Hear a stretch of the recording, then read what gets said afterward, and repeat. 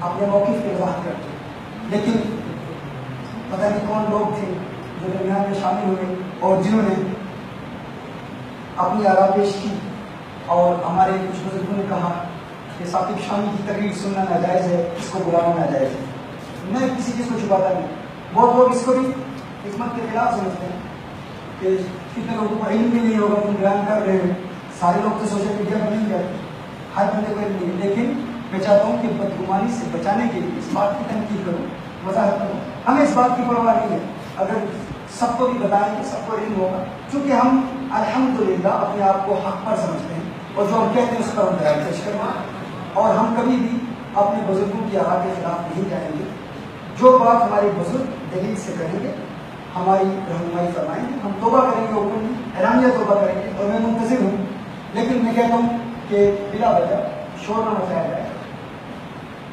میرے پاس علماء آئے، مفتیان کرام آئے، میں وضاحت کرتا رہا اور میں کہتا رہتا، اگر محدث کبیر حفظہ اللہ تعالی اگر یہ حکم بیان نہ کرتے اور اس کو رپورٹ نہ کرتے تو پھر میں یہ بات مزید وضاحت کرتا ہے۔ لیکن چونکہ میری کتاب کو پڑھے بغیر حضرت نے ایسی باتیں بیان کی جن کا جواب اس کتاب میں ہے، مثال کے طور پر ایک الزام تلفیق کر دیا، حالانکہ ہم تلفیق کے خلاف بات کرتے ہیں، ہم بتاتے ہیں تلفیق حرام ہے، یہ تو اجماعی حرام ہے، تلفیق اجماعی حرام ہے، اور پھر عجیب عجیب باتیں خود ہی لوگ اپنے طور پر سوچتے ہیں اس کی مراد یہ ہوگی، اس نے یہ کہا ہوگا، فلاں جملے سے یہ مراد ہوگی، پتہ نہیں فلاں فتنہ بنانے کی کوشش کی جا رہی ہے، پھر خود ایک قانون بنایا، پھر خود ہی اس کا رد کیا۔ تو میں یہ کہتا ہوں کہ کتنا اچھا ہوگا اگر ہمارے بزرگ میری کتاب کا مطالعہ کرتے، صرف مسئلے کے اعتدال ہی نہیں، یہ سبحان الرحمن عن الجسم والجہد والمکان ایک تفصیلی کتاب میں لکھی ہے، اور یہ بھی عقائد اہل سنت کے حوالے سے ایک ایسا موضوع ہے جس پر اس سے قبل کوئی تفصیلی کلام نہیں ہوا۔ 100 سال پہلے سرکار اعلیٰ حضرت رحمہ اللہ نے قوارب البحار یہ رسالہ لکھا تھا، اور اس پر الحمدللہ تفصیلی کلام، اس پر بھی بات نہیں کرنا، گویا کہ ہمیں بہت سارے ہمارے لوگوں کو یہ شوق ہے کہ اختلافی آپسی اختلاف پیدا کیا جائے، جھگڑے پیدا کیے جائیں، اور اسی پر بات ہو رہی ہے۔ بھائی جو بدعقیدہ کا ایک جامع رد لکھا ہے، اس پر بھی تو بات کرو نا، اس پر بھی بات کرو، اگر وہ آپ کو قبول نہیں ہے تو کم از کم یہ تو ایک ایسا کام ہے اس پر کسی نے تبصرہ نہیں کیا، اور اس مسئلے میں بھی الحمدللہ میں جس طرح پہلے میں نے کہا کہ مسئلے کے اعتدال کے حوالے سے بہت لوگوں نے فون کیے، لیکن یہ بات میں واضح طور پر کہوں گا کہ میں نے الحمدللہ کسی بزرگ کے خلاف کسی کو کچھ نہیں کہنے دیا۔ بہت سارے لوگوں نے، میں اس طرح ابتدا میں کہا تھا نا کہ تیسرا طبقہ بھی آ جاتا ہے، وہ بھی کہتا ہے کہ فلاں نے تمہارے خلاف یہ کہا، ہم بدلا لیں گے، ہم ساتھ دیں گے۔ نہیں، ہم کسی بزرگ کے خلاف کسی کو کلام کرنے کی اجازت نہیں دیں گے، یہ ہمارا گھر کا مسئلہ ہے، یہ ہمارے اپنے گھر کا مسئلہ ہے، اہل حق کے گھر کا مسئلہ ہے، گھر کا مسئلہ۔ اور ہمارا گھر کیا ہے؟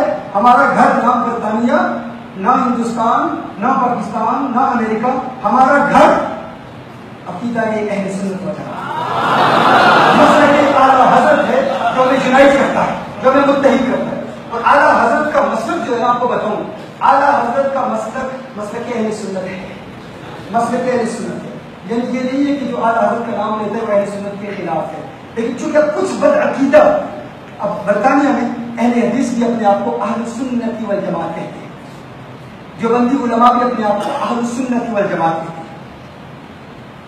سلفی حضرات بھی اپنے آپ کو اہل سنت والجماعت کہتے ہیں۔ وہ اب سلفی یا غیر مقلد کی اصطلاحات اتنی عام نہیں ہے، عام اصطلاح یہ ہے اہل سنت والجماعت۔ تو جب ہم یہ مزید کہہ دیتے ہیں مسئلے کے اعلیٰ حضرت، تو اس میں ان کو بھی ان سب طبقات ہم نکال دیتے ہیں، تو بات واضح ہو جاتی ہے۔ حقیقتاً ہمارا مسئلہ کیا ہے؟ وہ اہل سنت والجماعت ہی ہے، اور سارے اشرفی، رضوی، بریلوی جتنے بھی ہیں سب اہل سنت والجماعت۔ لیکن کچھ نام لینے والے پھر اس میں درمیان میں شامل ہو جاتے ہیں، تو اس میں بھی الحمدللہ نے دو الفاظ نے کہا کہ ہم اپنے گھر کا مسئلہ ہے، اس کو گھر میں حل کیا جائے گا، لیکن آپس میں گھر میں اختلافات کچھ ہو جاتے ہیں، اور وہ ہمارے بڑے ہیں، ہم ان کے بچے ہیں، ہم ان کے بچے ہیں، تو بڑے اگر سختی کریں اور سختی کرنے میں وہ زیادتی بھی ہو جائے تو بچوں کا کام نہیں ہے کہ وہ جھگڑا کریں۔ بچے کہیں گے کہ آپ ہمارے بڑے ہیں، رہنما ہیں، آپ ہماری رہنمائی فرمائیں، آپ ثابت کریں، دلیل سے بتائیں۔ میں نے جو بات کی تھی وہ یہ ہے کہ مسئلہ تصویر، یہ جو ویڈیوگرافی کا مسئلہ یہ اجماعی نہیں ہے، یہ اختلافی ہے۔ اس حوالے سے میں اپنا موقف بالکل واضح کروں، میں اس میں صرف ویڈیوگرافی، ڈیجیٹل، الیکٹرانک کو ہی اختلافی نہیں سمجھتا۔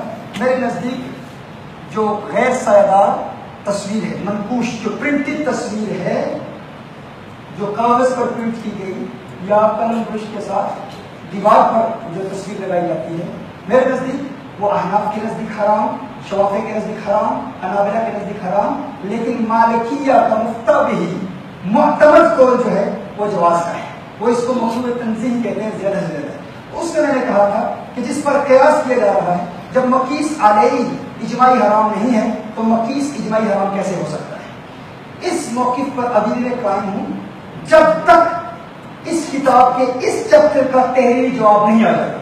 تحریری جواب تحریری چاہیے، کیونکہ ہر ایک سے بات نہیں ہوگی۔ جس طرح میں نے پہلے ابتدا میں کہا کہ اب کسی صغیر سے بات کرنے کی ضرورت نہیں، کیونکہ اب محدث کبیر خود فرما رہے ہیں۔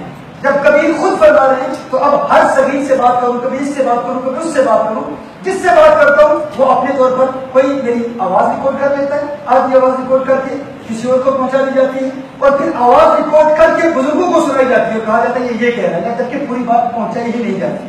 تو پوری بات پہنچائیں، پوری بات سنیں، پوری بات سنائیں، تو انشاءاللہ تعالیٰ وہ واضح بات ہو جائے گی، اس میں کوئی شک نہیں رہے گا۔ اب جو میں نے کہا کہ یہ وہ دور نہیں ہے، یاد رکھیے ماضی میں ہوتا تھا احناف کے یہاں، ہمارے مدارس میں بھی شوافی، مالکیہ، حنابلہ کی کتابیں نہیں ہوتی تھی اور بہت مشکل سے ان کتابوں کو حاصل کیا جاتا تھا، تو اس وقت یہ عذر تھا۔ اب ہم معذور نہیں ہیں، وہ عذر نہیں ہے۔ اب تو وہ ساری کتابیں کسی بھی ہندوستان کے مدرسے میں جائیں آپ کو مذاہب اربعہ کی کتابیں مل جائیں، اب خود تحقیق کریں، اب خود دیکھ لیں۔ مسئلہ ہمارے یہاں یہ ہے کہ کبھی کبھی یہ ہوتا ہے کہ ہمارے سابقہ مطالعے میں جو بات نہیں ہوتی اور کوئی نئی بات ہم دیکھتے ہیں تو فوراً کہتے ہیں یہ بات غلط ہے۔ بھائی علم میں نکھار اسی صورت میں پیدا ہوگا جب آپ کوئی نئی بات اگر سنیں تو آپ مطالعہ کریں، اگر آپ کی سمجھ میں نہیں آتی تو کسی بزرگ کے پاس جائیں۔ ہماری تو یہ عادت ہے، اگر مجھے کوئی بات سمجھ نہیں آتی تو میں بزرگوں کے پاس جاتا ہوں، اپنے اساتذہ کے پاس جاتا ہوں، ان سے پوچھتا ہوں۔ علم میں نکھار اسی صورت میں پیدا ہوتا ہے، نکھار اسی صورت میں آتا ہے کہ اگر کوئی بات سمجھ نہیں آ رہی تو آپ پوچھیں۔ تو ہمارے یہ چند ینگ مفتیان کرام ہیں، نئی بات سن کر وہ حیران ہو جاتے ہیں، جب چونکہ ان کے سابقہ مطالعے میں یہ بات آئی نہیں ہے۔ تو میں یہ کہتا ہوں کہ مطالعہ کریں، تحقیق کریں، بزرگوں کے پاس جائیں۔ ہم ضدی لوگ نہیں ہیں، ہم کسی بات پر ضد نہیں کرتے، ہمارے بزرگ دل سے جو بات واضح کریں گے ہم فوراً توبہ کریں گے۔ تو میں نے کہا ہے، لیکن بلا وجہ شور مچانا، اور ابھی اتنے دن ہو گئے ہیں ویسے ہی شور مچا رہے ہو، ہر چیز کو میں برداشت کروں، ہر بات کو میں برداشت کروں، اور اکیلے جواب دے رہا ہوں۔ میرے ساتھ کوئی نہیں ہندوستان میں، نہ ہی میری کتابیں ہیں، نہ ہی میری بکس ہیں، نہ ہی کوئی ریسرچ کے مواقع، سفر میں ہو رہا ہے مسلسل، لیکن بے شمار لوگ رابطے کر رہے ہیں، کوئی میسج دے رہا ہے، اور یوٹیوب کلپس وغیرہ وہ تو میں نے دیکھنے ختم کر دی۔ زیادہ سے زیادہ کچھ لکھا ہوا ہو تو وہ میں دیکھ لیتا ہوں، پڑھ لیتا ہوں کہ کسی نے کیا کہا۔ اس کے علاوہ میں اگنور کر رہا ہوں، میں کہہ رہا ہوں بڑے بزرگ جو ہوں گے جب وہ کچھ کہیں گے تحریری جواب دیں گے، اور جو چیزیں میرے پاس آئیں میں نے جواب دیا، اور اکیلے آپ یہ بھی سوچ سکتے ہیں میں اکیلا ہوں اور پورے ہندوستان کے تقریباً اکثر، اور جو میرے حق میں ہیں وہ بھی میرے حق میں بول نہیں رہے، پتہ نہیں کس حکمت کی وجہ سے وہ خاموش ہیں، لیکن سارے خاموش ہیں، اور ایک بندہ جو برطانیہ سے آیا ہے اکیلا ہے اور پھر جواب بھی سختی سے نہیں دیتا۔ یہ بھی آپ کو بتاؤں، جو تیسرے لوگ آتے ہیں اور باتیں کرتے ہیں ان کو بھی منع کرتا ہوں کہ میرے کسی بزرگ کے خلاف بات نہ کریں۔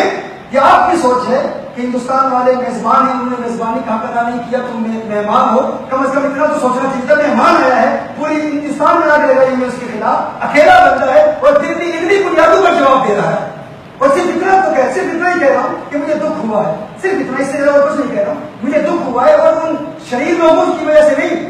اگر کسی بزرگ نے کچھ کہنا تھا تو کم از کم ایک حکم فرما دیتے، ہم ان کے پاس حاضر ہو جاتے۔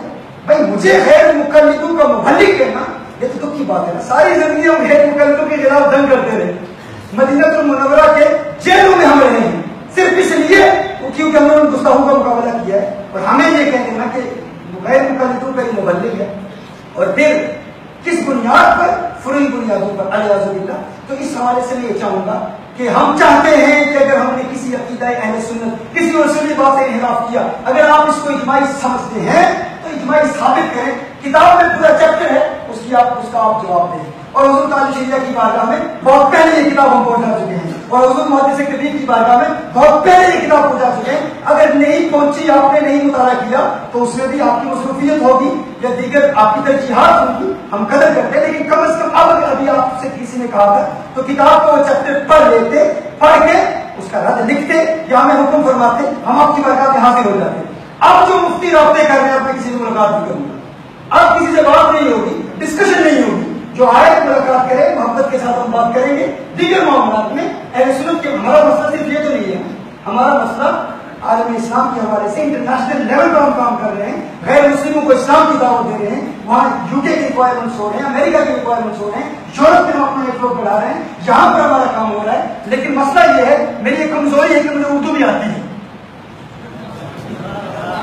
مگر بہت سارے سرکار اعلیٰ حضرت کے ماننے والے, حضور تاج سیدھے کے ماننے والے برطانیہ میں ہیں, لیکن ان کا پیغام اور جو میرا موقف ہے وہی ان کا موقف نہیں ہے.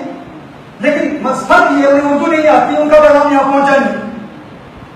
میرا پیغام اردو کی وجہ سے, کیونکہ میرے پیغام اردو میں بھی ہوتے ہیں تو وہ یہاں بھی آتے ہیں, تو پھر اس کی وجہ سے ایک بہت بڑی فالوئنگ پیدا ہوتی ہے. اور جب فالوئنگ ہوتی ہے تو پھر اس کو ساتھ بھی پیدا ہوتے ہیں, حاصل کرنے والے بھی پیدا ہوتے ہیں. پھر پیدا ہوتا ہوں, بڑوں کے حوالے سے کچھ نہیں کہہ رہا, بڑوں کے حوالے سے تو گمانی نہیں ہے, لیکن کچھ تو تکلیف ہوتی ہے نا. ایئرپورٹ پہ جاتے ہیں ہزاروں لوگ آتے ہیں, جلسے میں جاتے ہیں بغیر تشہیر کے ہزاروں لوگ جمع ہو جاتے ہیں.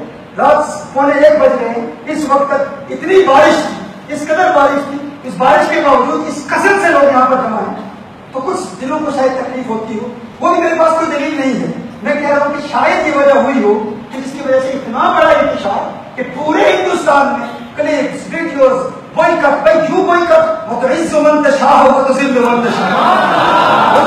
وہ تو اللہ سمجھ کے ہاتھ میں ہے نا. تو وہ جتنا دبا ہے اتنا پیغام پھیل رہا ہے. تو پھر الناس حریص لما منعوا, جس چیز سے لوگوں کو منع کیا جاتا ہے لوگوں کا تجسس اور بڑھتا ہے. جس چیز سے منع کیا جاتا ہے لوگ اور دیکھتے ہیں, اتنا منع کر رہے ہیں, دیکھیں تو صحیح وہ کیا کہہ رہا ہے. تو اس پر بھی ہم آپ کو شکریہ ادا کرتے ہیں کہ آپ نے منع کیا اور کثرت سے لوگ آ رہے ہیں, مزید لوگوں کا اضافہ ہو رہا ہے. تو دیکھیے اس حوالے سے میں آج پہلی مرتبہ اس کتاب کی چند عبارتیں آپ کی بارگاہ میں پیش کرتا ہوں, اور میں چاہوں گا کہ میرے بزرگ اس کا جواب تحریری طور پر دیں, کیونکہ بہت زیادہ بدگمانی پھیل رہی ہے, بہت زیادہ سوء ظن, بہت زیادہ نیگیٹو باتیں. اور یہاں کیا انگلش میں بھی لکھ رہے ہیں, اور وہ لکھ رہے ہیں جنہوں نے کتاب پڑھی نہیں ہے. وہ میری کتاب کا رد لکھو, کتاب کا رد لکھو. ویسے ہی وہ پرانے فتوے جو پہلے سے موجود ہیں ہمارے بزرگوں کے, لیکن وہ اس کتاب میں جو دلائل دیے ہیں ان کے دلائل کے بغیر ہیں, وہ اس کو انگلش میں ٹرانسلیٹ کر کے کہہ دے گا ثاقب شامی کرا. اس میں میرا رد نہیں, میں نے جو لکھا ہے اس کو پڑھیں پھر اس کا رد کریں. اور پھر بہت سارے لوگ پھر تفصیل باجتہادیات کی, پھر اختلافی مسائل کے ساتھ خلط ملط کرنا, اس پر بھی میں بات کروں گا انشاءاللہ, اس کی بھی وضاحت کروں گا. سب سے پہلے اس تصویر کے مسئلے کی وضاحت کروں. میرے اور میرے بزرگوں کے نزدیک تصویر کا مسئلہ اختلافی ہے, اجماعی نہیں. اس کی حرمت اجماعی نہیں ہے. اس کی وضاحت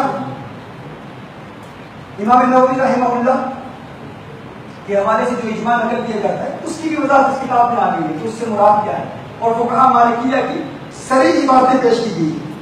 اور اس میں حضور محدث کبیر حفظہ اللہ تعالی نے ارشاد فرمایا کہ چونکہ یہ حدیث جو تصویر کی حرمت میں ہے یہ متواتر المعنی ہے, تو متواتر المعنی جو ہے وہ چونکہ اس کا انکار چونکہ وہ قطعی ہوتی ہے نا, تو اس کا انکار کرنا اور اس کو کہنا کہ یہ اختلافی ہے. ہم فرماتے ہیں کہ میں یہ توقع نہیں کرتا کہ امام مالک رحمہ اللہ نے اس کو جائز کہا ہو, کیونکہ مطلق تصویر تو حرام ہے.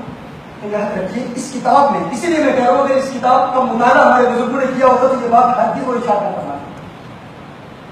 یہاں پر ایک سوال قائم کیا گیا ہے, اس کا جواب. سوال یہ ہے کہ اعلیٰ حضرت مجدد دین ملت رضی اللہ تعالی عنہ نے فرمایا کہ تصویر کی حرمت پر احادیث متواتر ہیں, تو جب متواتر احادیث سے تصویر کا حرام ہونا ثابت ہے تو یہ مسئلہ مختلف بھی کیسے ہو سکتا ہے؟ مجھے سمجھ نہیں بات کو.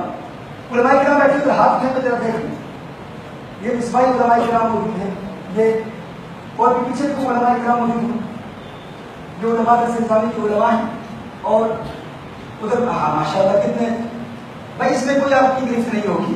آپ کا جس طبقے سے بھی تعلق ہے سننے کا حق آپ رکھتے ہیں, ذرا ہاتھ اٹھا کے مجھے دکھائیں تاکہ مجھے پتا ہو کتنے.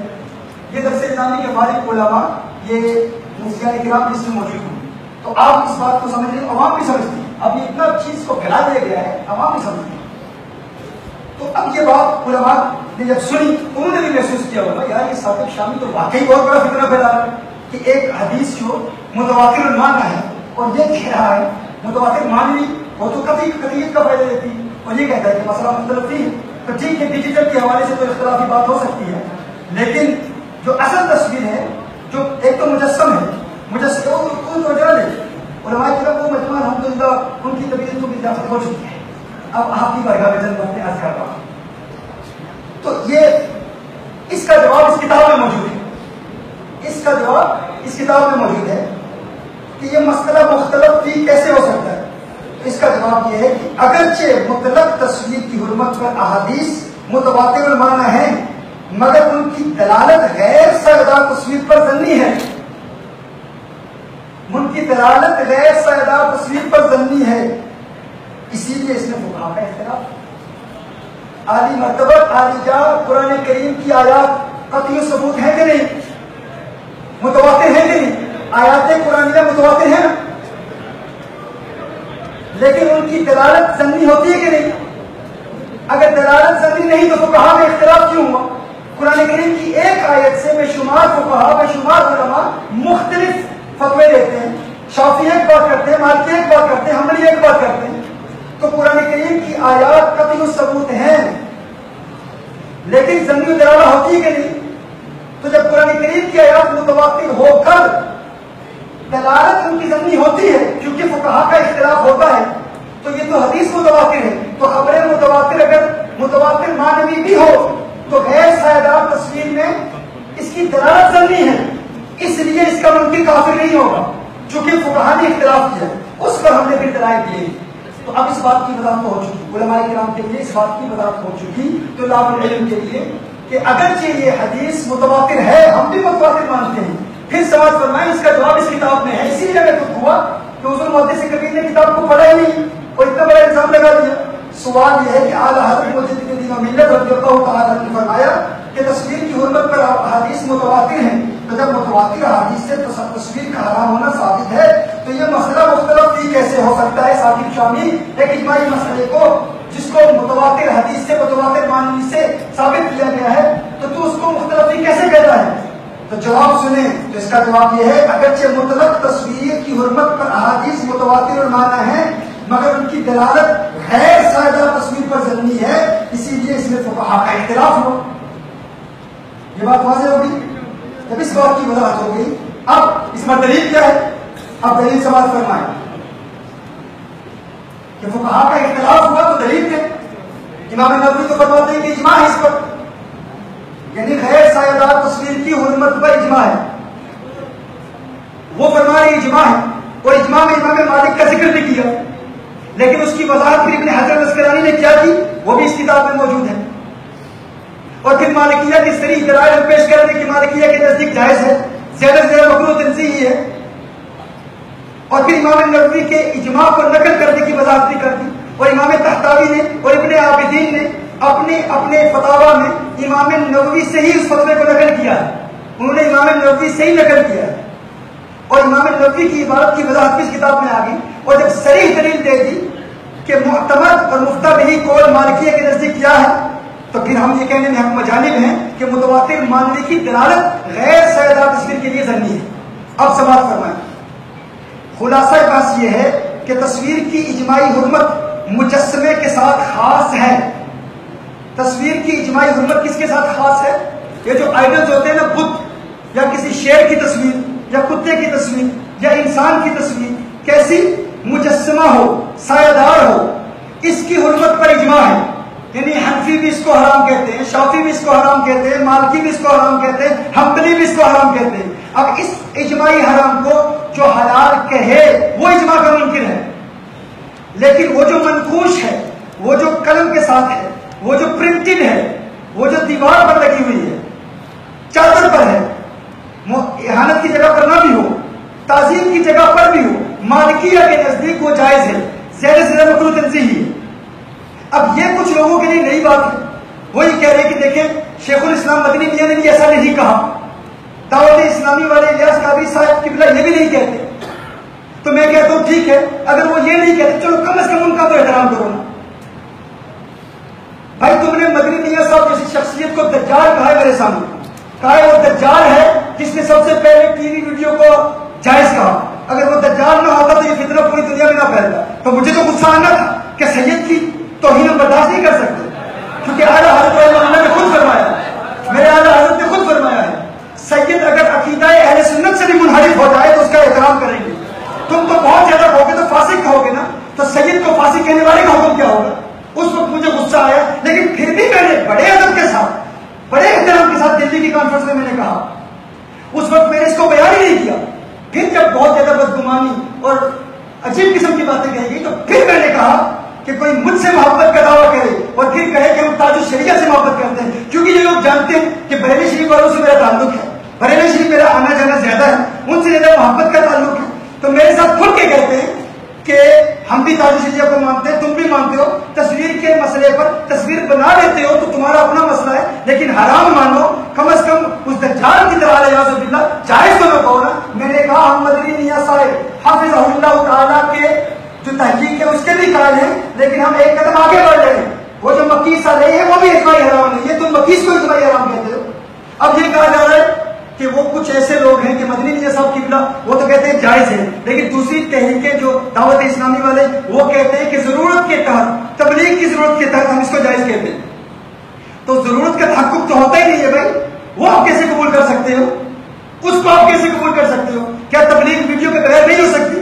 بغیر بھی تو ہو سکتی ہے بھائی. ہم جائز سمجھ کے کہتے ہیں، اور ہم اس مقیس علیہ کو، وہ جو منقوش ہے یا جو غیر سایہ ہے، جو دیوار پر ہے، قلم اور برش کے ساتھ ہے، جو کاغذ پر ہے، اسے بھی مالکیہ کے نزدیک ہم اسے مکروہ تنزیہی سمجھتے ہیں، زیادہ سے زیادہ اس کو حرام نہیں سمجھتے. اب دلائل سماعت فرمائیں. خلاصہ بحث یہ ہے، اور یہ اس لیے پڑھ رہا ہوں کیونکہ بغیر پڑھے لوگوں نے فتوے دے دیے، اس لیے پڑھ رہا ہوں. لیکن جواب حضور محدث کبیر کی بارگاہ میں میری یہی ریکویسٹ ہے، یہی گزارش، یہی التجا ہے کہ آپ اس کا جواب لکھیں، کیونکہ جب انسان قلم اٹھاتا ہے نا تو پھر انسان کو پتہ چلتا ہے کیا کہہ رہا ہوں، کیا لکھ رہا ہوں. انسان غور کرتا ہے، سوچتا ہے. اور میں نے کہا تھا اس کتاب کو مکمل تو کیا، ایک مفتی صاحب، ایک مصباحی مفتی صاحب نے مجھے کہا 4 مرتبہ پڑھی تو پھر بات آپ کی سمجھ میں آئی. 4 مرتبہ پڑھی. میں نے کہا 4 مرتبہ نہیں 10 مرتبہ پڑھے آپ، بار بار پڑھے. اسی لیے میں نے سال پہلے تمام مدارس میں کتاب پہنچا دی. میں نے کہا بار بار پڑھے آپ. اب آپ کی بات سمجھ میں آئی. تو کتنے ہیں جو بغیر پڑھے ہوئے، انہیں کہیں کتاب پڑھی نہیں، ہم نے ویڈیو کلپ سنا ہے. بھائی ویڈیو کلپ میں کیا کوئی بات ہو سکتی ہے؟ آپ پوری کتاب پڑھیں، بار بار پڑھیں، پھر قلم اٹھائیں. پھر جب آپ قلم اٹھائیں گے تو آپ قلم کو رکھ دیں گے، کیونکہ آپ کو محسوس ہوگا کہ آپ یہ قلم ثاقب شامی کے خلاف نہیں، حضور مفتی اعظم ہند کے خلاف اٹھا رہے ہیں. یہ قلم آپ اعلیٰ حضرت کے خلاف اٹھا رہے ہیں. یہ قلم آپ اپنے حضرت حکمی کے خلاف اٹھا رہے ہیں، میرے خلاف نہیں. چونکہ ہر بات پر ہم نے اپنی بات کی نہیں ہے، اپنے بزرگوں کی بات کی ہے. اور جو باتیں ہمارے دور حاضر کے بزرگوں تک نہیں پہنچی تو وہ شرعاً معذور ہیں. ہم ان کے حوالے سے بھی ہم یہ نہیں کہتے، ان پر کیچڑ نہیں اچھالتے ہم، اور ہم کہتے ہیں کہ ان کی خطا ہماری درستگی سے بہتر ہے، ان کی خطا ہمارے ثواب سے بہتر ہے، کیونکہ اخلاص کے اس مقام پر وہ فائز ہے جس مقام پر ہم فائز نہیں ہیں. اگر وہ کوئی ایسا نتیجہ اخذ کرتے ہیں درست، پھر بھی ہم ہیں، اس پر نہیں ہٹے ہیں. ہم درست ہیں کیونکہ ابھی تک اصلاح نہیں ہوئی دلیل کے ساتھ، لیکن اگر وہ خطا پر ہیں تو اخلاص کے اس مقام پر وہ فائز ہیں. ہم ان کی طرح مخلص نہیں ہیں، ہمارا وہ مقام نہیں ہے. ان کی خطا ہماری درستگی سے بھی بہتر ہے، اس ادب میں ہم بات کرتے ہیں. لیکن کم از کم ہمارے دوستوں کو چاہیے کہ اس کتاب کا مطالعہ کریں، اس کو پڑھیں، پڑھ کے پھر بات کریں. خلاصہ بحث یہ ہے کہ تصویر کی اجماعی حرمت مجسمے کے ساتھ خاص ہے. رہی غیر مجسم تصویر جیسے قلم یا برش جیسی چیز سے کسی دیوار پر یا پردے جیسی چیز پر بنایا جائے تو اس کی حلت و حرمت میں مذاہب اربعہ میں اختلاف ہے. حنفیہ، شافعیہ، حنابلہ اور بعض مالکیہ کے نزدیک غیر مجسم تصویر بھی مجسم تصویر کی طرح حرام ہے. دیکھیں کس طرح ہمیں واضح کیا کہ بعض مالکیہ کے نزدیک مجسم تصویر بھی حرام ہے، جبکہ امام مالک اور آپ کے اکثر اصحاب رحمہم اللہ تعالی کا مذہب صحیح معتمد و مفتہ بھی یہ ہے کہ ایسی تصویر کو موضع اہانت کے علاوہ میں بنانا اور رکھنا مکروہ تنزیہی ہے، حرام نہیں ہے. یعنی اگر اہانت کی جگہ کے علاوہ رکھا جائے تو زیادہ سے زیادہ مکروہ تنزیہی ہے. کچھ نادانوں نے کہا اچھا موضع اہانت کی جگہ کے حوالے سے کچھ نادانوں نے یہ کہہ دیا کہ وہ تو پھر حرام ہوئی. اللہ کے بندو، اردو عبارت نہیں سمجھو گے تو عربی کیسے سمجھو گے؟ اس کی مراد یہ ہے کہ اگر اہانت کی جگہ میں ہے تو وہ مکروہ تنزیہی بھی نہیں ہے. اور اہانت کی جگہ کے علاوہ ہے تو زیادہ سے زیادہ مکروہ تنزیہی ہے، حرام نہیں ہے۔ لہذا جب غیر مجسم تصویر کی حرمت پر اجماع نہیں ہے تو ٹی وی اور مووی کی تصویر جس کی حرمت کو غیر مجسم تصویر کی حرمت پر قیاس کیا گیا ہے اجماعی کیسے ہو سکتی ہے؟ یہ ہمارا دعویٰ ہے۔ بالفرض اگر غیر مجسم تصویر کی حرمت پر اجماع ہوتا بھی تو اس سے ٹی وی اور مووی کی تصویر کا اجماعی ہونا ہرگز لازم نہیں آتا، اس لیے کہ ٹی وی اور مووی کی تصویر 14ویں صدی ہجری کی ایجاد ہے، حالانکہ سن 2 صدی ہجری کے بعد اجماع شرعی کے معلوم کرنے کی کوئی سبیل نہیں رہی، لہذا 2 صدی ہجری کے بعد پیدا ہونے والے کسی بھی مسئلے پر اجماع کا دعویٰ نہیں کیا جا سکتا، لہذا ٹی وی اور مووی کی تصویر کے جواز کے قائل پر طعن و تشنیع کرنا یا اس کی تفسیق کرنا ہرگز جائز نہیں۔ اب اسی اجماع کی تفصیل دلائل کے ساتھ ذہن میں پیش کی جاتی ہے، اس پر میں نے فتاوی رضویہ کے حوالے پیش کیے۔ پھر آگے شیخ محمد خالد ثابت مصری کی جو انہوں نے حضور تاج الشریعہ کے حوالے سے ان کی تعریف کی ہے، تاج الشریعہ کی شان بیان کی ہے، ان کے فضائل بیان کیے ہیں، ان کو پہلے ہم نے بیان کیا کہ حضور تاج الشریعہ کا مقام کیا ہے، اور وہ اگر حرام لکھتے ہیں، حرام کہتے ہیں، اجتناب کرتے ہیں تو اس کی حکمتیں کیا ہیں، ان کی حکمتوں کو بھی بیان کیا۔ وہ تفسیر اب میں بیان نہیں کرتا کیونکہ کچھ نادان وہ کہتے ہیں تاج الشریعہ کی تعریف یہ اس لیے کرتا ہے کہ تاج الشریعہ کے مرید اس کے قریب ہو جائیں۔ بھائی جب تعریف کرتا ہوں یہ کتنی بڑی بدگمانی ہے، یعنی ہمیں حضور تاج الشریعہ کی تعریف کرنے سے بھی روکا جا رہا ہے۔ وہ کیسے نادان لوگ ہو؟ کیا حضور تاج الشریعہ کی محبت فقط ہند و پاک کے حنفیوں کے لیے خاص ہے؟ ہم تو تاج الشریعہ کی شان شافیوں میں بھی بیان کرتے ہیں، مالکیوں میں بھی بیان کرتے ہیں، حنبلیوں کو بھی حق حاصل ہے کہ وہ تاج الشریعہ سے محبت کریں، ان کی محبت ہر ایک کے لیے ہے۔ بھائی ابھی جب میں ہندوستان میں آیا ایک شافی عالم نے مجھے کہا تم اعلیٰ حضرت کا نام بیان کرتے ہو اور تم کہتے ہو تاج الشریعہ کا جنازہ ایک بہت بڑا جنازہ ہوا، وہ تو تھے ہی تکفیری، تم نے ان کی حقیقت کو بھی جانا ہی نہیں ہے۔ خدا کی قسم اس وقت دکھ ہوا مجھے، میں نے کہا یہ لوگ تاج الشریعہ کو جانتے ہی نہیں ہیں، ان کے مقام کو جانتے ہی نہیں ہیں، ان کی محبت اور شفقت کو جانتے ہی نہیں ہیں۔ تو میں یہ کہنے میں حق بجانی ہوں کہ ان کا تعارف کروں، لوگوں کو بتاؤں یہ چند چمچے چیلے ہیں جنہوں نے تاج الشریعہ کو بدنام کیا ہوا ہے، ان کی اپنی ایسی سوچ نہیں ہے۔ کم از کم میں تو تاج الشریعہ کے حوالے سے یہ سوچ نہیں رکھتا۔ جن لوگوں کو میں جانتا ہوں جو ان کے قریب رہے ہیں وہ ان کی تعریف کرتے ہو، کہتے ہیں ان کی شفقت، ان کی مہربانی، ان کی محبت، مجھ جیسے گنہگار شخص کو وہ دعائیں دیا کرتے تھے، اور ایک مرتبہ دعا دیتے ہوئے ان کی آنکھوں میں آنسو بھی آ گئے تھے۔ ہمارے پاس تو وہ گواہ موجود ہیں جو اس وقت ان کے سامنے موجود تھے۔ تو ہم تو محبت کریں گے، آپ جو کچھ کہنا چاہتے ہیں آپ کہیں، اسی محبت میں ہم نے تعریف کی، اور وہ تعریف جملے اس لیے نہیں بیان کر رہا لیکن لوگ سمجھتے ہیں ان کے مریدوں کو قریب کریں۔ ارے ان کے مریدوں کو قریب کرنے کے لیے انہی کے خلاف بات کرتا، میری ساری تحقیق ان کے خلاف ہے، ان کی فکر کے خلاف ہے۔ جو نظریہ انہوں نے دیا ہے میں کہتا ہوں خطا ہے، بزرگوں سے خطا ہوتی ہے، شاید یہ بات ان تک نہیں پہنچی ہو، جب پہنچتی ہے اب حضور محدث کبیر کے پاس پہنچی ہے تو اب وہ دلیل کے ساتھ اس کا رد کریں۔ تو مرید تو ان کے مخالف ہو گئے، یعنی یہ تو مخالفت کے لیے تیار کرنا، جب ان نے کہا تو تصویر جائز ہے، حضور تاج الشریعہ کہتے ہیں ناجائز ہے، تو ان کے مریدوں کو قریب کرنے کے لیے ان کے موقف کے خلاف بات کروں گا؟ بھائی ہم کوئی بات چھپی ہوئی نہیں کرتے، الحمدللہ سب کچھ سامنے۔ میں نے کہا تھا یہ کتاب چھپی ہوئی نہیں چھپی ہوئی ہے، کاش کہ تم اس کتاب کو پڑھ لیتے۔ اب دیکھو، اب جو ان کے دعوے ان کا جواب سن لو۔ اجماع شرعی کا تحقق، اس پر بھی پورا کلام ہے جو میں نے آپ اس سے قبل دعویٰ کیا۔ اب سنیں مالکیہ کیا کہتے ہیں۔ علامہ شہاب الدین نفراوی مالکی ازہری جن کا وصال 1126 ہجری میں ہوا، مالکی فقیہ ہیں، امام مالک کا موقف بیان کر رہے ہیں، امام مالک کا نظریہ بیان کر رہے ہیں۔ میں اب وہ جو یوٹیوب کلپس آپ مجھے بھیجتے ہیں اور مجھے تنگ کرتے ہیں بار بار، میں ان کو دیکھتا ہی نہیں کیونکہ وہ کون لوگ ہیں، انہوں نے مالکی فقہ کو پڑھا ہی نہیں ہے، وہ پھر وہی پرانی باتیں، وہی باتیں جو ان کے مطالعے میں تھی انہیں کو ذکر کر رہے ہیں بار بار۔ اب سنو صریح دلیلیں کیا ہے مالکی فقہ سے، فقہائے مالکیہ کیا کہتے ہیں۔ علامہ شہاب الدین نفراوی مالکی ازہری رحمہ اللہ نے فقہ مالکی کی اپنی کتاب میں تحریر فرمایا، وَيُكْرَهُ تَنزِيهًا فِعْلُ التَّمَاثِيلِ جَمْعُ التِّمْثَالِ بِكَسْرِ التَّاءِ وَهِيَ صُورَةُ الْحَيْوَانَاتِ فِي الْأَسِرَّةِ وَالْقِبَابِ وَالْجُدْرَانِ وَالْخَاتَمِ قَالَ فِي الْمُدَوَّنَةِ امام مالک نے، اب امام مالک کا بیان آ رہا ہے، مجتہد مطلق خود کیا کہتے ہیں۔ قال فی المدونہ، پہلی بات علماء کے لیے کافی ہے۔ قال فی المدونہ توجہ سے سماعت فرمائیں تاکہ جب میں یہاں سے چلا جاؤں بعد میں کوئی بات کہے تو آپ بھی جواب دے سکیں. جب میں یہاں سے چلا جاؤں کہ شور ہے نا، شور ہے، صرف شور ہے، دلیل سے بات نہیں ہو رہی. جو بزرگوں نے کہا ان کے جواب کو ہے بس بس سمندر دیکھ لی. آپ کو سنا رہا ہوں بس کسی استاد کا شعر ہے، بس بس سمندر دیکھ لی ہم نے تیری دریا دلی. بس بس سمندر دیکھ لی ہم نے تیری دریا دلی. سمندر کی دریا دلی. شور بڑا ہوتا ہے، شور و گل سمندر کی موجود کا، کبھی یوٹیوب پر، کبھی واٹس ایپ پر رونا شور ہر طرف.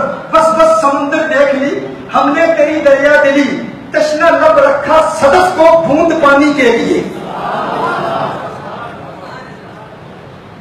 بھائی وہ سیپی ہے نا، صدف سیپی، سمندر میں ایک قطرہ بھی سمندر کا اسے نہیں ملتا.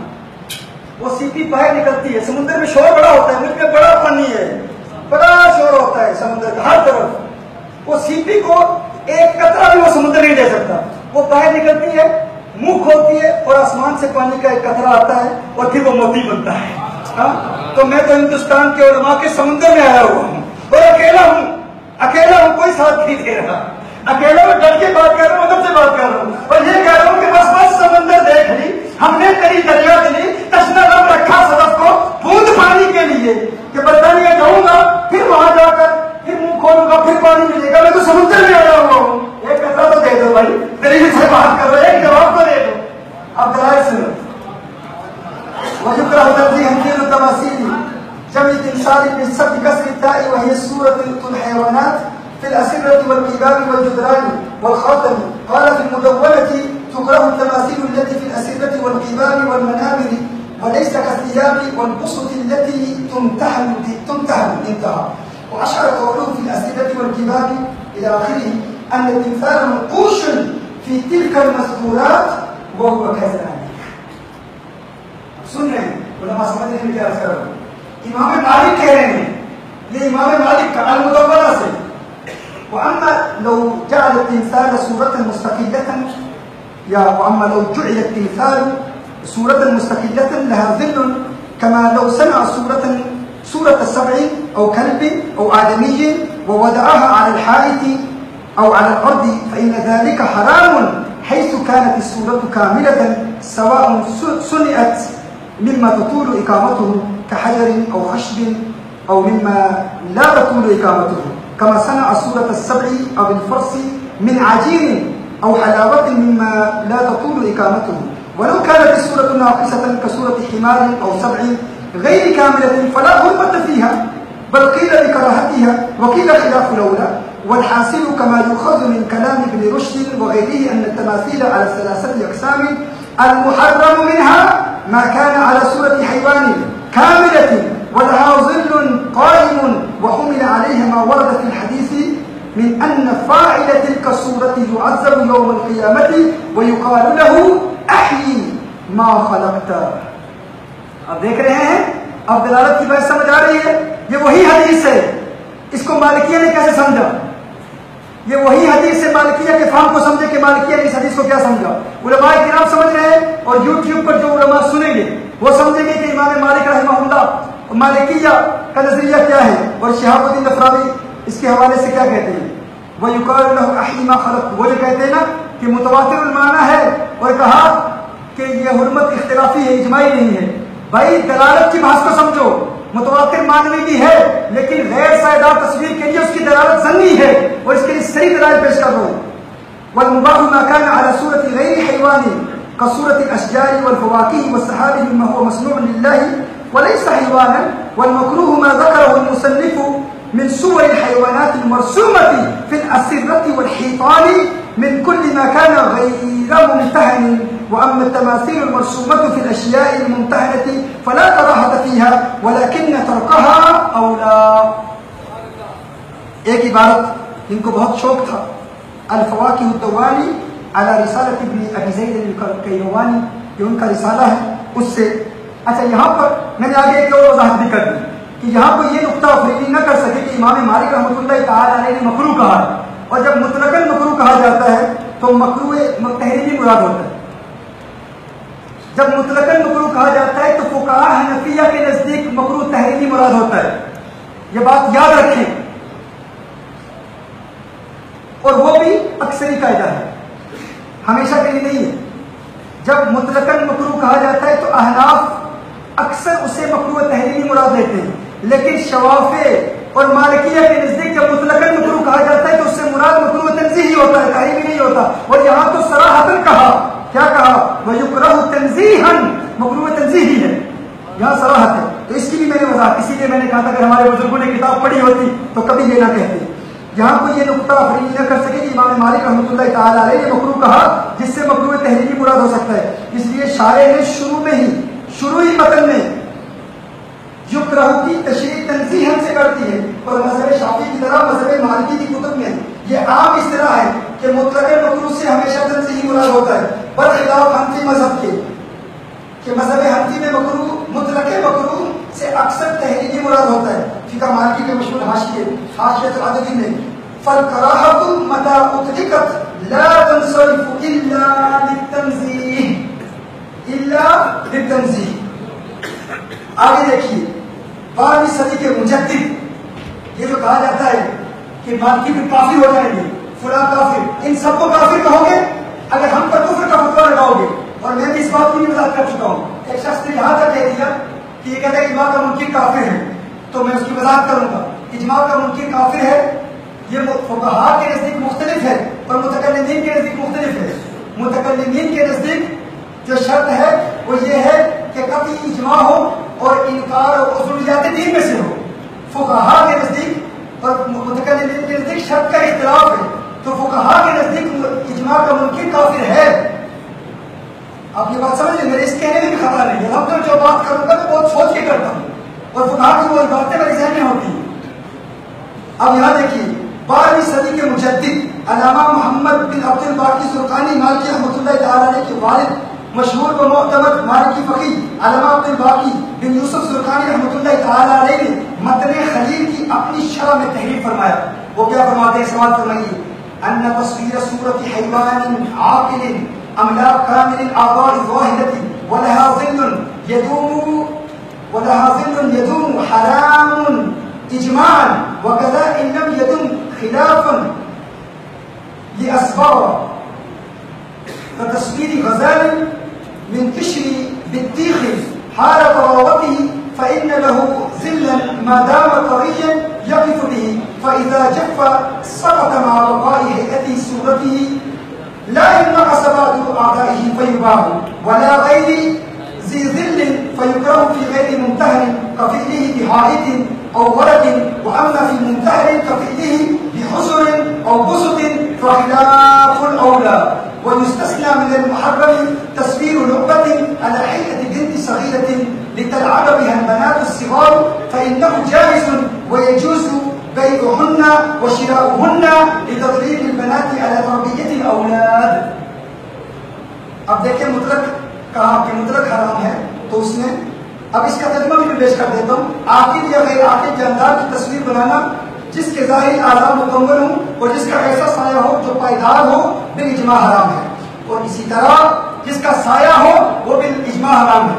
تو وہ جو فرما رہے ہیں کہ بالاجماع حرام ہے اور اجماع کا منکر کافر ہے، تو تم سنی نہیں، تم کافر ہو گئے ہو۔ کم از کم کچھ لوگ جو حرام سمجھ کر کرتے ہیں تو ان کے لیے زیادہ سے زیادہ فاسق ہیں، تو تم اجماع کے منکر ہو، تو فقہاء احناف کے نزدیک تو تم کافر ہو گئے۔ تو وہ اجماع کس میں ہے؟ وہ مجسم میں ہے، وہ بت میں ہے، وہ شیر، کتا یا انسان یا کسی بھی جاندار کا جب بت بنایا جاتا ہے جس کا سایہ ہو، اس کی حرمت اجماعی ہے۔ اس کو جو حلال کہے وہ اجماع کا منکر ہے، اس کو جو حلال کہے وہ اجماع کا منکر ہے۔ اور ہمارے حضور اس لیے فرماتے ہیں کہ جو تصویر ہے، یا محدثین بھی فرماتے ہیں کہ جو تصویر منقوش ہے، غیر سایہ دار ہے، کاغذ پر ہے یا دیوار پر ہے، احانت کی جگہ پر نہیں ہے، کپڑے پر ہے، وہ بھی اجماعی حرام ہے۔ اس میں عرض کر رہا ہوں کہ مالکیہ کے نزدیک وہ حرام نہیں ہے، لہٰذا اجماعی حرام نہیں ہے۔ اور چونکہ اس پر قیاس کر کے مدنی نیت صاحب اور دعوت اسلامی والوں نے اور دیگر علماء نے انہوں نے کہا یہ کیمرہ بھی جائز ہے، تو ہم کہتے ہیں اس کو آپ اجماعی حرام نہیں کہہ سکتے، کیونکہ اگر مقیس علیہ جس پر قیاس کیا جا رہا ہے وہ اجماعی حرام نہیں ہے، تو یہ اجماعی حرام کیسے ہو سکتا ہے؟ اس پر ہم نے دلیل پیش کی ہے۔ اب اس کا جواب ترجمہ بھی سن لیں. عاقل یا غیر عاقل جاندار کی تصویر بنانا جس کے ظاہری اعضاء مکمل ہوں اور جس کا ایسا سایہ ہو جو پائیدار ہو بالاجماع حرام ہے. اسی طرح حرام ہے اگر سایہ پائیدار نہ ہو پر خلاف جس طرح یہ خربوزے وغیرہ میں ہوتا ہے, خربوزے کے چھلکے سے اس کی تازگی کی حالت میں ہرن کی تصویر بنانا, اس لیے کہ جب تک چھلکا تازہ ہوگا اس کے ساتھ اس کا سایہ رہے گا, پھر جب چھلکا سوکھ جائے گا تو ہرن کی تصویر کی حیرت کے باقی رہنے کے باوجود سایہ باقی نہ رہے گا. جاندار کی تصویر بنانا حرام نہیں اگر اس کے بعد اعضاء کم ہوں بس وہ مباح ہے, اور جاندار کی غیر سایہدار تصویر بنانا حرام نہیں. لہذا یہ جو اہانت کی جگہ ہے اس کے غیر میں بنانا مکروہ ہے, مگر غیر سایہدار تصویر کو دیوار یا کاغذ پر بنانا اور رہا اس موضع اہانت میں مثلاً چٹائیوں یا بچھونوں پر بنانا تو یہ خلاف اولا ہے اور حرام تصویر سے مستثنا ہے. چھوٹی بچیوں کے کھیلنے کے لیے گڑیا کو بنانا تو بے شک وہ جائز ہے, اس کے بے و شراب بھی جائز ہے, اس کا بے و شراب بھی جائز, اس کی بے و شراب بھی جائز ہے. بچیوں کو اولاد کی تربیت کی مشق کرانے کے لیے یہ بھی جائز ہے. یہ تو سب علماء اس کو قبول کرتے ہیں. شرح الزرقانی اعلیٰ مختصر خلیل, یہ مالکیہ کی کتاب سے ہم نے واضح دلیل پیش کر دی. اس کے بعد دلیل ہے اس کے علاوہ, یہ تو چند دلائل ہیں, اس کے علاوہ جو اجماع کی بحث ہے اس پر بھی ہم نے جواب پیش کیے. اجماع کی بحث میں جو امام نووی نے ارشاد فرمایا اس کی بھی وضاحت کی, اس کی بھی تعریف کی, اور اپنی طرف سے نہیں ابن حجر الاسقلانی کی طرف سے. اور ابن حجر الاسقلانی کیا کہتے ہیں؟ قلت المذهب المذكور نقله ابن ابي شيبه عن القاسم بن محمد بسند صحيح ولفظه عن ابن عون قال دخلت على القاسم وهو بأعلى مكة في بيته فرأيت في بيتي حجرة فيها تصاوير القندس والعنقاء وفي إطلاق كونه مذهبا باطلا نظر. اب علماء کرام جانتے ہیں یہ شخص کون ہے؟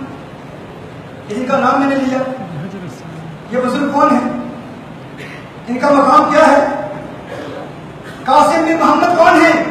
صدیق اکبر کے پوتے ہیں, صدیق اکبر ان کے دادا ہیں, نقشبندیوں کے سردار ہیں, نقشبندیوں کی سند میں ان کا نام آتا ہے.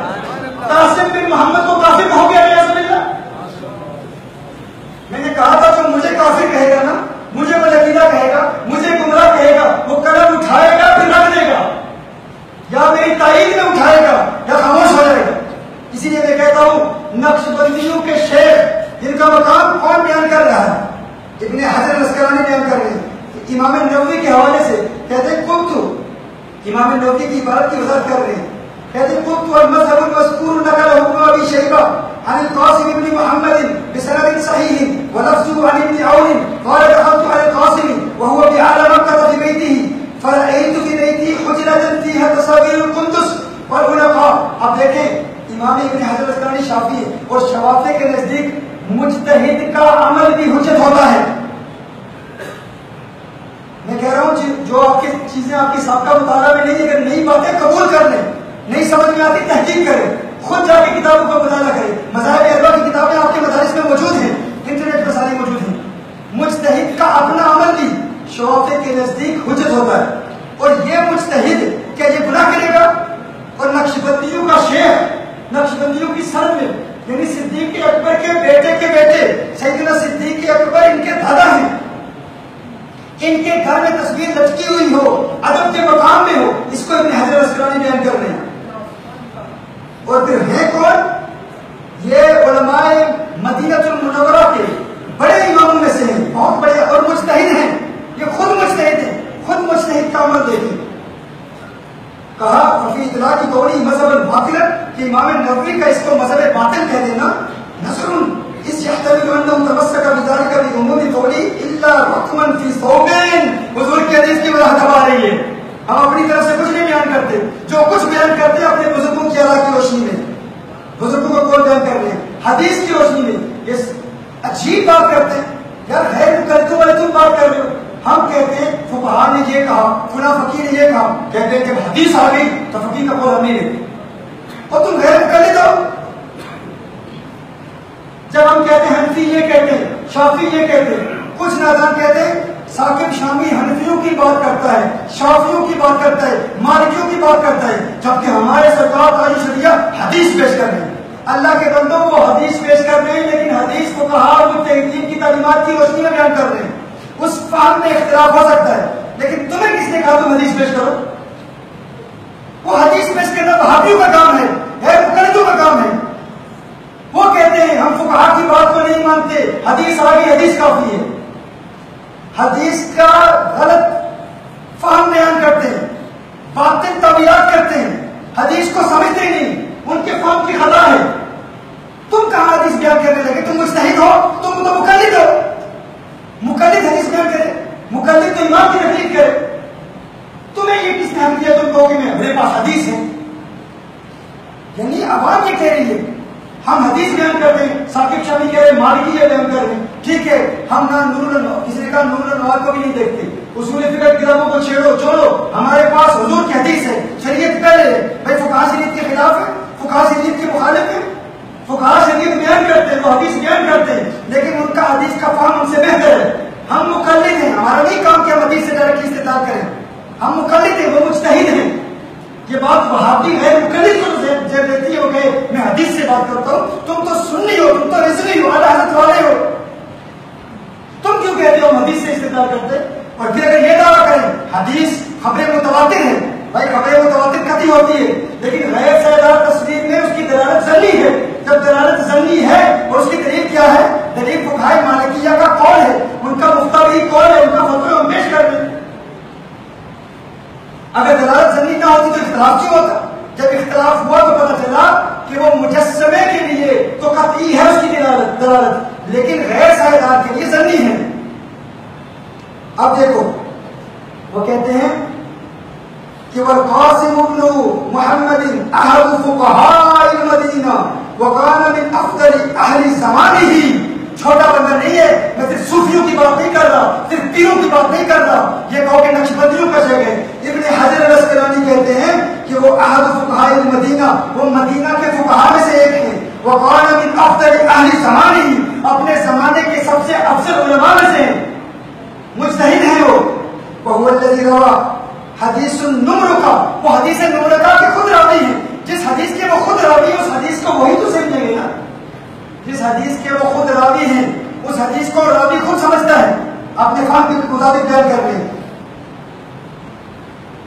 فلولا انه فهم الرخصة في مثل الحجرة ما استجار استعمالها، لكن الجمع بين الاحاديث الواردة في ذلك يدل على انه مذهب مرجوح۔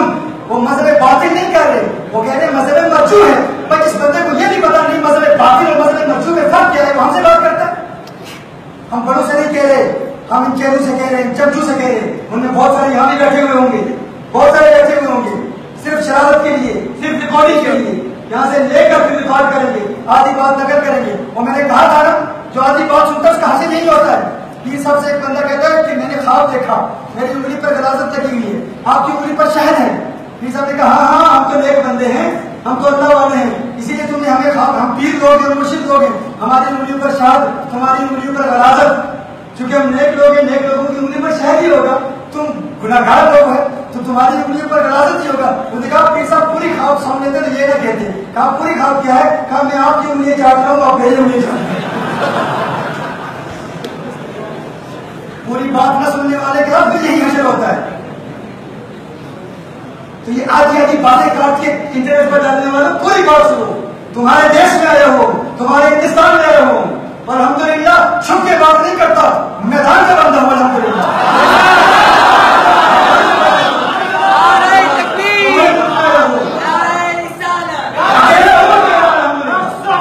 اکیلا نہیں، کچھ نہیں، حق تاج شریف کا وہی بڑے ہیں، ہم چھوٹے ہیں، وہی ہمارے بزرگ ہیں، وہی ہمارے بڑے ہیں، وہی ہمارے بزرگ ہیں، ہم ان کا احترام دیکھیں۔ یہ تو درمیان میں آ جاتے ہیں چمچے، میں چاہتا ہوں کہ ایسا ہو میں درمیان چلا جاؤں، پھر یہ باتیں بنائیں، پھر بہت کچھ کہیں گے۔ تو اسی لیے میں کہتا ہوں کہ اور یہ ہمارا یہ انداز، یہ تو ہم اپنوں سے بات کر رہے ہیں، بزرگوں سے، خدا کی قسم اگر گستاخ کہتا تو پھر آپ دیکھتے کہ کیا حشر ہوتا۔ تو اپنے کہہ رہے ہیں سے بات کرتے ہیں بزرگوں کے ساتھ، اور ہماری خاموشی، ہماری آج ان کی ساری کا نجائز فائدہ نہ اٹھاؤ۔ ہم خاموش اس لیے ہیں کیونکہ ہمارے اپنے بزرگ ہیں، ان کا احترام کرتے ہیں۔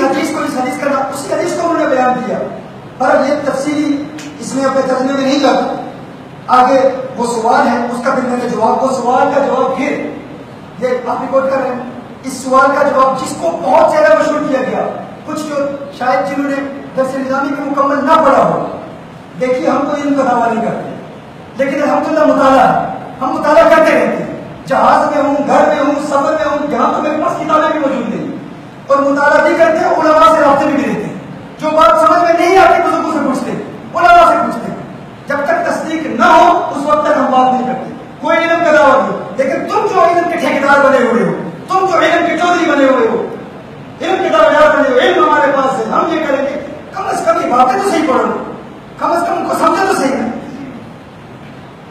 سوال یہ کہ اعلیٰ حضرت نے تصویر، یہ سن لو، اعلیٰ حضرت نے فرمایا کہ تصویر کی حرمت پر احادیث متواتر ہیں، تو جب متواتر حدیث سے تصویر کا حرام ہونا ثابت ہے تو یہ مسئلہ مختلف نہیں کیسے ہو سکتا ہے؟ تو اس کا جواب یہ ہے کہ اگرچہ مطلب تصویر کی حرمت پر حدیث متواتر مانا ہے، مگر ان کی دلالت غیر سائیدار تصویر پر ظنی ہے، اسی لیے اس میں فقہاء کا اختلاف ہوا۔ اس بات کو زبانی یاد کر لو، زندگی میں کام آئے گی انشاءاللہ۔ اس کے علاوہ اور بھی سوالات ہیں، ان کے بھی جواب دیے، اور پھر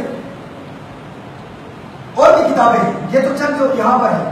مزید شیخ علوی المالکی، آپ جانتے ہیں مشہور عالم دین ہیں، ان کی مشہور کتاب ہے بدعقیدہ کے خلاف، اور ہمارے بزرگ بھی ان کا احترام کرتے ہیں، مفاہیم یجب ان تصحح جیسی کی۔ ان کے والد، انہوں نے اپنے والد کا کے فتاویٰ کو جمع کیا، مالکی حضرات علوی بن عباس المالکی، انہوں نے ان کے مجموعہ فتاویٰ میں انہوں نے کہا کہ تصویر کی حرمت جو ہے اس کا اجماعی حرام ہونا یہ مجسمے کے ساتھ خاص ہے۔ جب بھی آپ مطالعہ کر لیں، اب میں تو واپس جاؤں گا تو پھر انشاءاللہ کتابیں کھول، میرے پاس کتابیں نہیں، واپس جاؤں گا تو انشاءاللہ کتابیں کھول کے انشاءاللہ تفصیلی دلائل پیش کروں گا۔ اس کے علاوہ الحاوی الکبیر، الحاوی الکبیر یہ فقہ شافعی کی ضخیم کتاب ہے، معروف ضخیم کتاب ہے، شافعی کتاب۔ ایک شافعی بزرگ نے، سید شافعی نے داڑھی کے مسئلے پر کلام کیا اور تصویر کے مسئلے پر کلام کیا، وہ شافعی ہو کر، وہ شافعی عالم ہیں، ان کے کلام میں 3-4 غلطیاں سامنے آئی ہیں، حالانکہ وہ شافعی ہیں، سید ہم سیدوں کا احترام کرتے ہیں، سیدوں کا احترام کرتے ہیں، لیکن ان سے بھی بات ہوگی انشاءاللہ تعالیٰ۔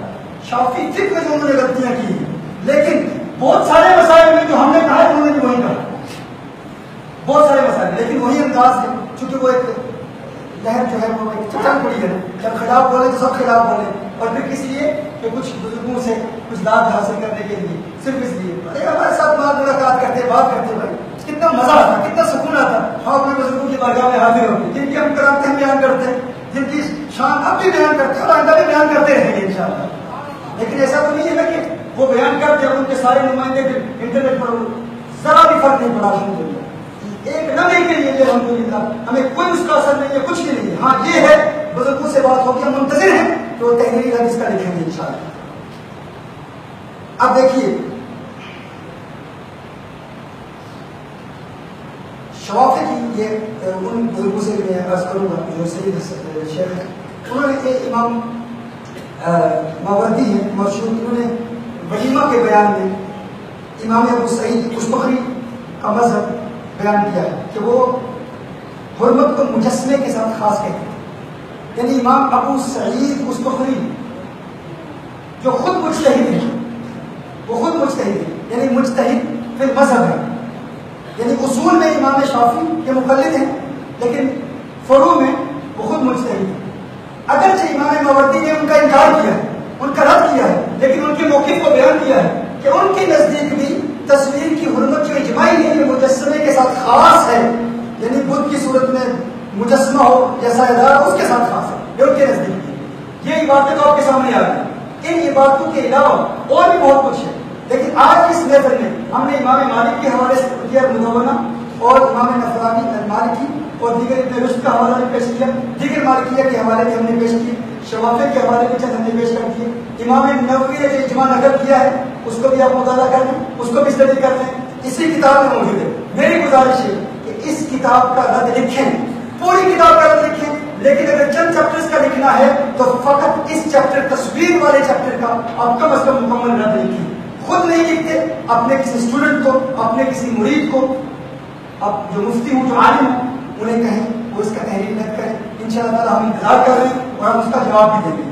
پھر حضرت کا یہ فرمانا کہ لا تفسیق بالاجتہادیات یہ صرف مجتہدین کے لیے، یہ بھی فرمایا کہ یہ صرف، میں ذرا مفتی صاحب کو دیکھ رہا ہوں، تھوڑا سا سائڈ پر، یہ کہا کہ یہ مجتہد مطلق کے لیے، اب بہت حیرت مجھے، یہ تو میرے لیے بہت حیرت والی بات ہے.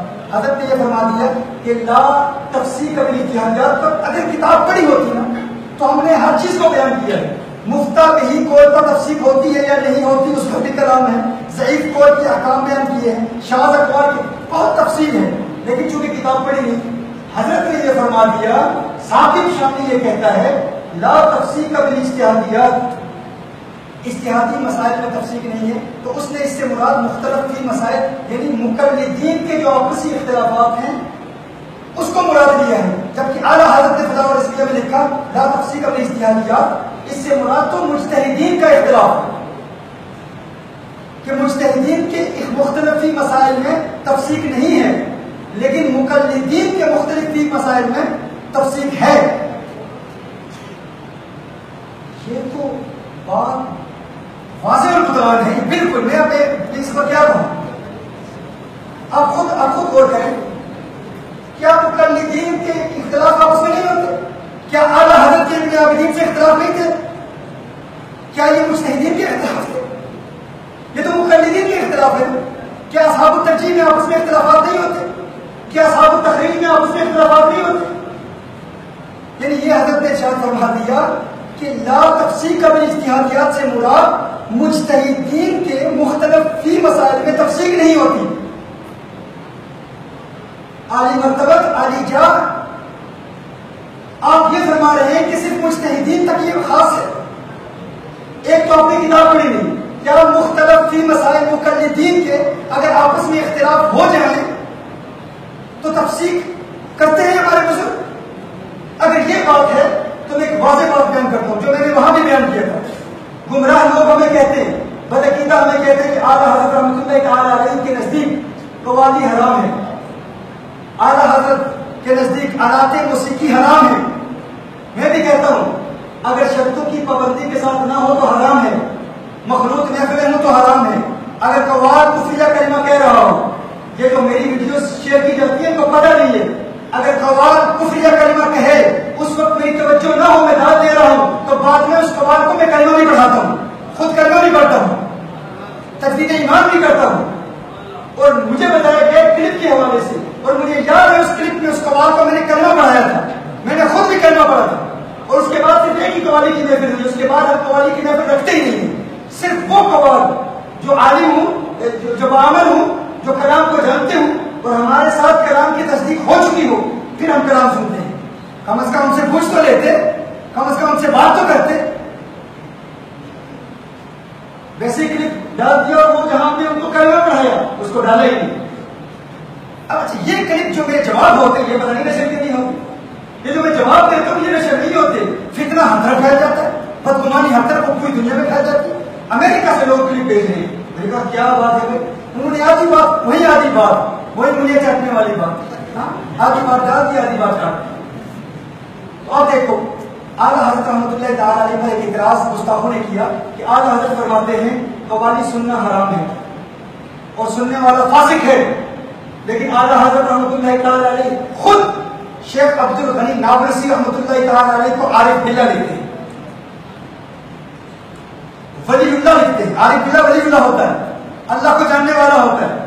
سیدی لکھتے ہیں. عبد الغنی نابلسی کون ہے بھائی؟ میرے سوال، یہ میرے سوال، ان کا جواب آپ دو. آپ دو، ہم بدعقیدہ کو کیا جواب دیں؟ اس کا جواب کوئی نہیں دیتا، اس کا جواب کوئی نہیں دیتا. اعلیٰ حضرت رحمۃ اللہ تعالیٰ علیہ ایک ایسے شخص عبد الغنی نابلسی رحمۃ اللہ تعالیٰ علیہ نے قوالی کے جواز میں، آلات موسیقی کے جواز میں پوری کتاب لکھی ہے. حنفیوں کے بہت بڑے عالم ہیں، اور امام احمد رضا رحمۃ اللہ تعالیٰ علیہ اعلیٰ حضرت ان کے بارے میں کیا لکھتے ہیں کہ وہ عارف باللہ ہے. اور اعلیٰ حضرت خود لکھتے ہیں کہ قوالی سننے والا فاسق ہے، قوالی سننے والا گنہگار ہے. تو بتاؤ اعلیٰ حضرت قوالی سننے والے کو فاسق بھی لکھیں اور فاسق کو اللہ کا ولی بھی کہیں، فاسق بھی لکھیں اور فاسق کو اللہ کا ولی بھی کہیں، تو فاسق کی تعظیم کرنے والے کا حکم کیا ہوگا ان کے؟ یہ اعتراض کس کی طرف سے ہے؟ بدعقیدہ کا ایک بہت بڑا مناظر، اس نے اعتراض کیا ہے، اس نے کہا ہے بتاؤ تم اعلیٰ حضرت کا دفاع کیسے کرتے ہو؟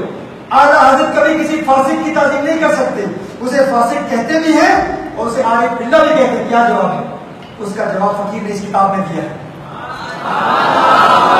میں نے کہا کہ جو فتویٰ فسق ہوتا ہے نا، اس کی بھی تعویل کی جاتی ہے۔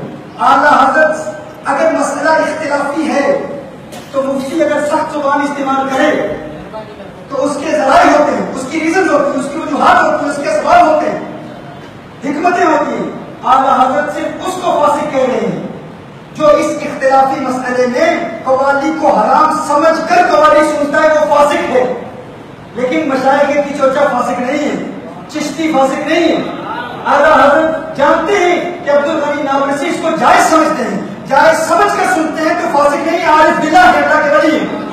اگر یہ جواب تمہیں قبول نہیں تو تم جواب دو نا، تم جواب دو اعلیٰ حضرت کے حق میں اعلیٰ حضرت کا دفاع کیسے کرتے ہو؟ میں اس کو قبول کروں، جواب دو۔ عقیدہ کا منہ میں کیسے بند کروں؟ وہ کہتے ہیں تم کہتے ہو اعلیٰ حضرت متقی ہیں، متقی فاسق کی تعظیم نہیں کرتا، فاسق کی تعظیم کرنے والا خود فاسق ہو جاتا ہے، وہ اعلیٰ حضرت کو فاسق کہہ رہے ہیں۔ اعلیٰ حضرت خود فرماتے ہیں قوالی سننے والا فاسق، اور پھر سننے والوں کی تعظیم بھی کر رہے ہیں، عارف باللہ بھی کہہ رہے ہیں، مشائخ کی چوچا کی تعظیم بھی کہہ رہے ہیں، تو فاسق کی تعظیم کرنے والے کا حکم کیا ہے؟ اس کا جواب یہ ہے کہ فتوائے فسق کی ہم تعویل کریں گے، یہ فتوائے فسق معول ہے، اس کی تعویل کیا ہے؟ وہ اسی کو فاسق کہہ رہے ہیں جو اسے حرام سمجھ کر کر رہا ہے، اور جو اسے حرام سمجھ کر سن رہا ہے وہ فاسق نہیں، وہ عارف باللہ اللہ کا ولی ہے۔ حضور محدث کبیر کا کہنا کہ یہ مجتہد فی مسائل، یہ مختلف فی مسائل، یہ اجتہادی مسائل، یہ صرف مجتہدین کے اختلاف کے حوالے سے ہیں۔ اگر آپ نے یہ تخصیص کر دی تو بتاؤ ثاقب شامی کے نزدیک تمباکو نوشی ناجائز ہے، میرے اساتذہ کے نزدیک سگریٹ پینا حرام ہے، یہ مسئلہ اختلافی ہے، میں بھی مقلد ہوں اور دور حاضر کے تمام بریلوی نسبی مقلد ہیں، دور حاضر کے تمام دعوت اسلامی والے مقلد ہیں۔ یہ مجتہد مطلق نہیں ہے، نہ ہی ہم مجتہد ہیں، نہ ہی ہم نے اجتہاد کا دعویٰ کیا، یہ بات تو صحیح ہے نا۔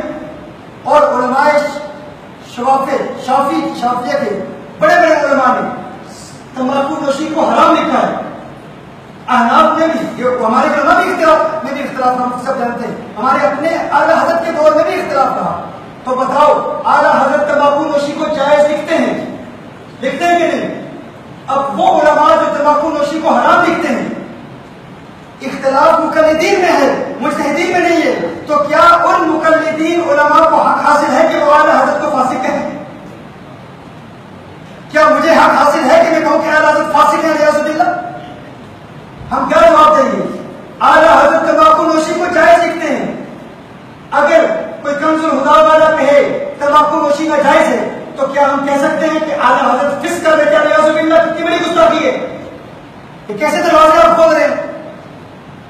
مقلدین کا اختلاف ہے نا، یہ مسئلہ مقلدین کے نزدیک مختلفی ہے، مقلدین کے مابین اختلافی ہے، تو ہم کہیں گے لا تفسیق بالاجتہادیات، چونکہ اعلیٰ حضرت اس کو جائز سمجھتے ہیں۔ اب کوئی رسمی بریلوی دعوت اسلامی والا، سنی دعوت اسلامی والا، کوئی بھی سنی اگر سگریٹ پیتا ہے جائز سمجھ کر اپنے علماء کی اتباع میں، اور جائز سمجھنے کی جو شرطیں وہ بھی ہم نے بیان کی ہیں، نفس پرستی کی ہم اجازت نہیں دیتے۔ یہ جو کہتے ہیں نفس پرستی، آپ کو نہیں پتا کہ ہمارے ہاں نفس کو کنٹرول کرنے کے لیے کتنے کتنے احکام ہیں، جس پر میں تفصیلی بیان ابتدا میں بھی کر چکا ہوں۔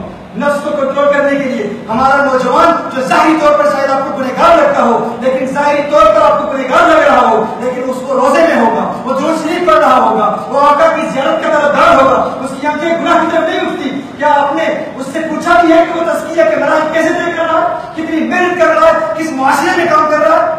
آپ نے اس سے یہ پوچھا بھی نہیں اور اس پر حکم دے دیا۔ لیکن اگر وہ تمباکو نوشی کو ناجائز سمجھتا ہے تو اس کے لیے ناجائز، اور سمجھنے میں بھی جو شرطیں ہیں وہ شرطیں ہم نے بیان کر دی ہیں، ان شرطوں کو آپ پڑھنے کی زحمت اٹھاتے تو آپ کبھی یہ بات نہ کرتے۔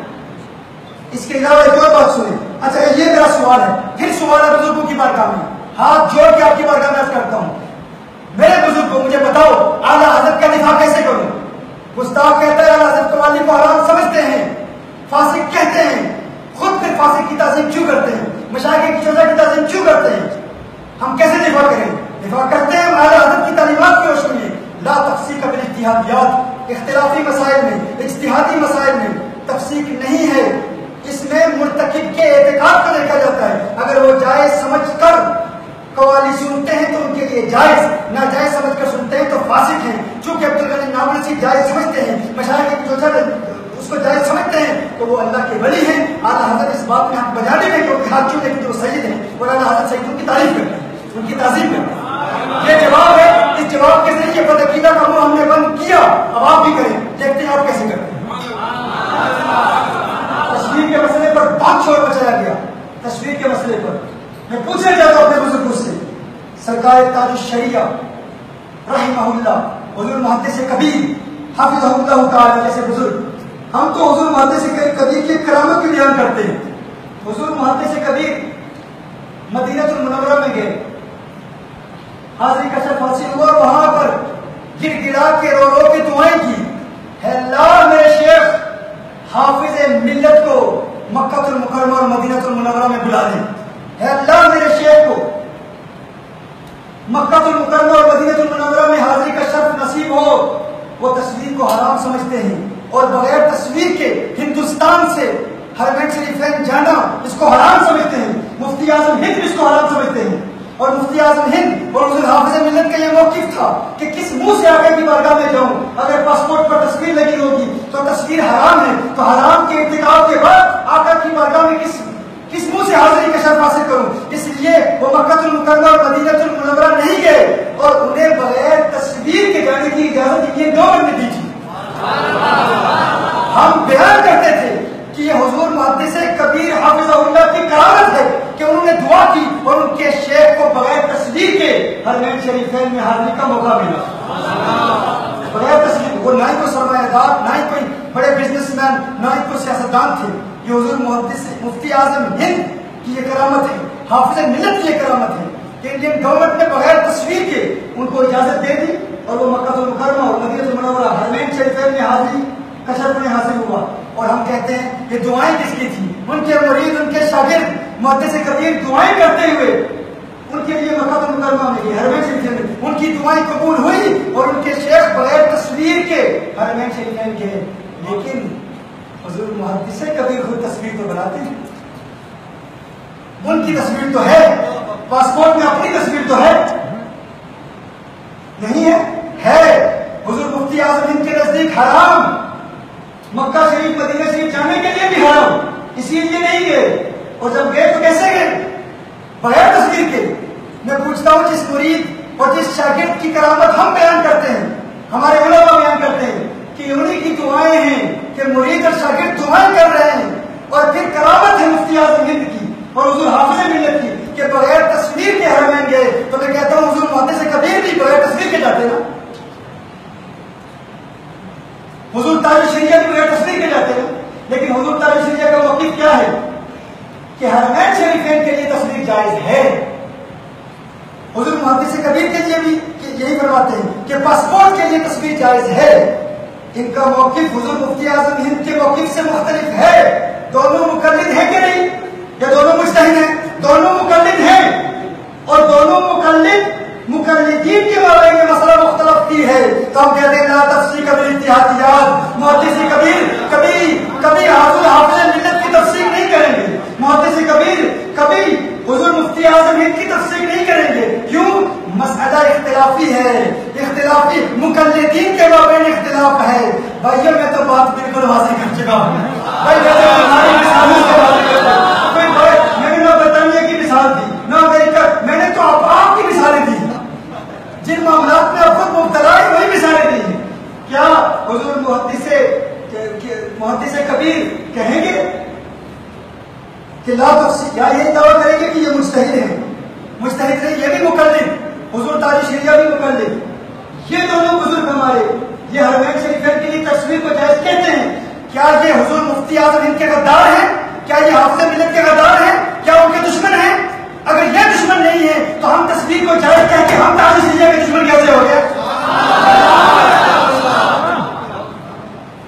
ہم تاج الشریعہ کے دشمن کہتے. کیا حضور محدث کبیر نے اختلاف کیا نہیں؟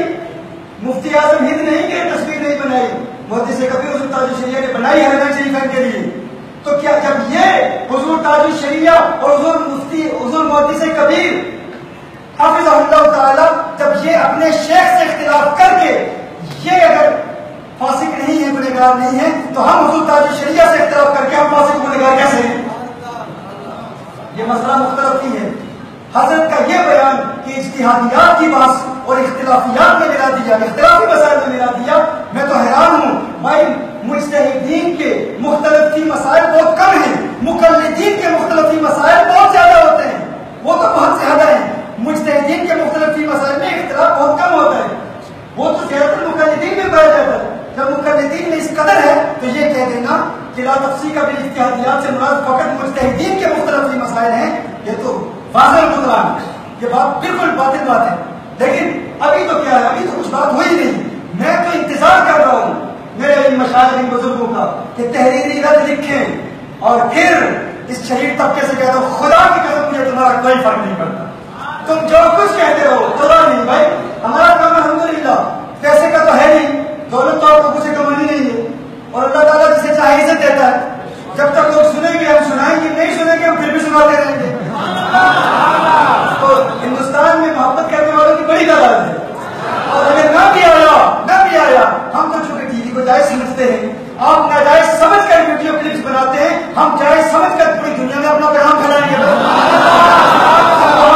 جب آیا نہیں تھا تو ہندوستان والے اتنی محبت کرتے تھے، اس وقت اس قدر محبت کرنے والے تھے تو کوئی کسی کے لیے دین کے کام کے دروازے بند نہیں کر سکتا۔ ہم اسی مگن میں ہیں، چشتی ملنگوں کی طرح اسی بستی میں لگے ہوئے ہیں، ہمیں کوئی پرواہ نہیں، مت سمجھنا ہاں یہ تمہاری خام خیالی ہے، کج فہمی کج عقلی ہے، یہ سمجھو کہ اس کی وجہ سے ہمیں کوئی پریشانی تکلیف ہوگی، ہرگز نہیں۔ لیکن جھوٹ نہ پھیلاؤ، جھوٹ نہ پھیلاؤ، خود اپنے طور پر جو کچھ کہہ رہے ہو اپنی طرف سے بنا رہے ہو باتیں، ایسا نہ کرو، یہ بہت بڑا ظلم ہے اہل سنت پر۔ اور اگر ہمارے ساتھ کر رہے ہو تو پتہ نہیں اور کتنے، اور ہم تو الحمدللہ یہ آپ کو بتاؤں کیونکہ مشاہد کی نظر ہے، مرشد نے یہ اصول دیا میرے فیض کریم نے، عقیدے میں پختگی، اصول میں پختگی، لیکن جن کے پیچھے بڑے بزرگ نہیں ہوں گے، پتہ نہیں کتنے ایسے بھی ہوں گے جو تمہاری شدت کو دیکھ کر شلہ کلی ہو چکے ہوں گے، سنیت کو چھوڑ چکے کہ یار یہ ہے ہی ایسے، یہ شریف طبقہ نوجوانوں کا، اس سے کتنے لوگ ہمارے دور ہو جاتے ہیں۔ اس کتاب میں اور بھی بہت کچھ ہے،